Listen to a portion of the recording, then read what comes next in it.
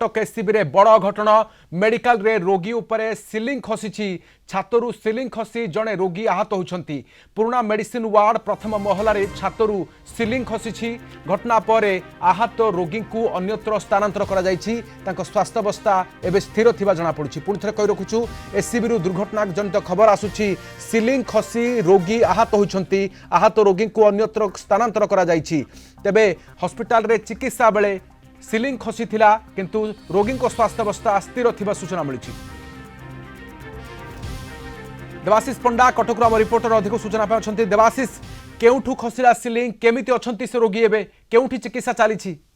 देखो राधेश्याम कटक एससीबी बड़ मेडिकल छात्रु खसी सिलिंग पुराना मेडिसिन वार्ड छात्रु खसी सिलिंग एवं पुराना मेडिसिन वार्ड प्रथम महला रे घटी जो अभावनीय घटना एवं जड़े रोगी आहत होती जड़े जो आहत जी से जड़े पुरुष मुंडरे गभीर आघात लगी बर्तमान कहीपर कि जो जी आहत रोगी अच्छा अन्य एक बेड को स्थानांतर करा स्वास्थ्य अवस्था स्थिर अच्छी बड़ कथा हूँ कि प्रश्न उठू कि एससीबी बड़ी एत बृहत हॉस्पिटल जोटा कि एम्स प्लस होगापाई जाऊँगी एभली अभावनीय घटना कहीं घटुची कारण पूर्व गोटे चित्र सामना को आसाला सिलिंग खसीला या सहित काजुआलिटी किसी चित्र सामना को आसाला एससीबी कर्तृपक्ष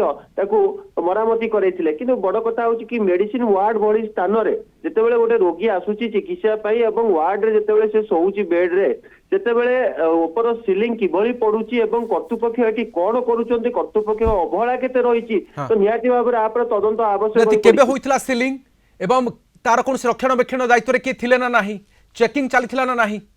कंडीशन केमिति अछि देवाशीष? ये जो जदि देखा घटनावली पाखापाखी ये जो सिलिंग होता पाखापाखी 5 ରୁ 7 वर्ष सिलिंग होता रिपेयरिंग एक टीम रही इंजीनियरिंग टीम रही जी भी बिल्डिंग टीम रखा जाए जो माने कि जो घटना को स्थिति अनुधान करेंगे केते खराब हो गले नुआ लगे कि अनुधान करने गोटे टीम रखा जाए कि से टीम टी गला कुआड़े कारण जितेबाला कर्तृपक्ष सुपरटेडेंट बार बार कहते कि एससीबी कौन समस्या आउ ना कौन रोगी अवहेला होना जितेबाला गोटे रोगीटी हॉस्पिटल को आसूची चिकित्सा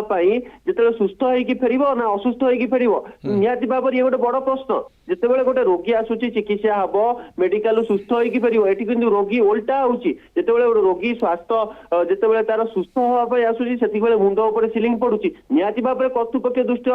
दवा आवश्यक हो पड़ी स्वास्थ्य विभाग दृष्टि दवा आवश्यक हो पड़ी घटना को पुंखानुपुंख तदंत करने दरकार स्वास्थ्य मंत्री दृष्टि दवा आवश्यक कर्तृपक्ष कौन कहउछन देवाशीष किए दायी उत्तरदायी एथिबे? देखो कर्तृपक्ष कथा जदि कहवा न कहवा सहित संतृप्त सहित सामान कहीं कर्तृपक्ष सब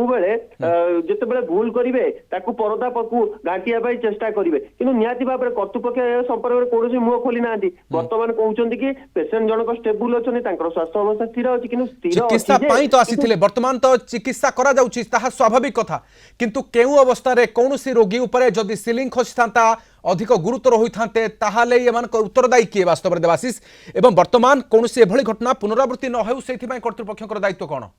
निश्चित भाव में देखो ये घटना को संपूर्ण रूप से तदंत करने आवश्यक हो पड़ी कहीं सिलिंग खसला सिलिंग दायित्व जो मैंने पचरा उचरा कहीं मेडिसिन वार्ड जोटा कि अनेक रोगी से रही था जो चिकित्सा कि से जगार